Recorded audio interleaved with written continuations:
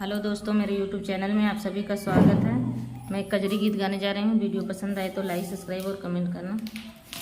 मोरवा बोल बासे के हो पोरवा, मोरवा बोल बासे के हो पोरवा, हरी मोर गैल विदेशवा ना।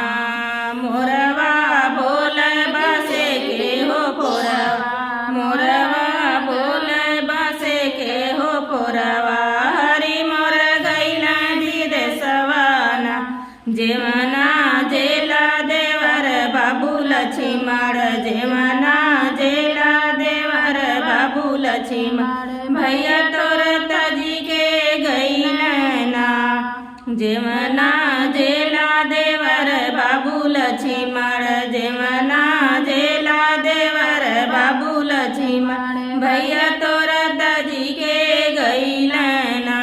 मोरवा बोलै बासे के हो पोरवा, मोरवा बोलै बासे के हो पोरवा, हरी मोर गैल विदेशवा ना। गेड़ुआ पीला देवर बाबू लक्ष्मण, गेड़ुआ पीला देवर बाबू लक्ष्मण, भैया तोरा तजी के गैल ना। गेड़ुआ पीला देवर बाबू लक्ष्मण, गेड़ुआ पीला देवर बाबू लक्ष्मण, भैया तोरा तजी के गैल ना। मोरवा बोल बासे के हो पोरवा, मोरवा बोल बासे के हो पोरवा, हरी मोर गैल विदेशवा ना।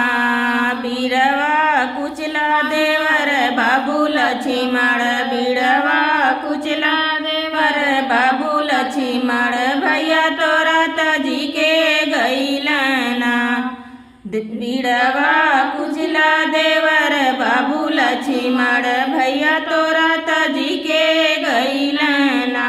मोरवा बोलै बासे के हो पोरवा, मोरवा बोलै बासे के हो पोरवा, हरी मोर गैल विदेशवा ना।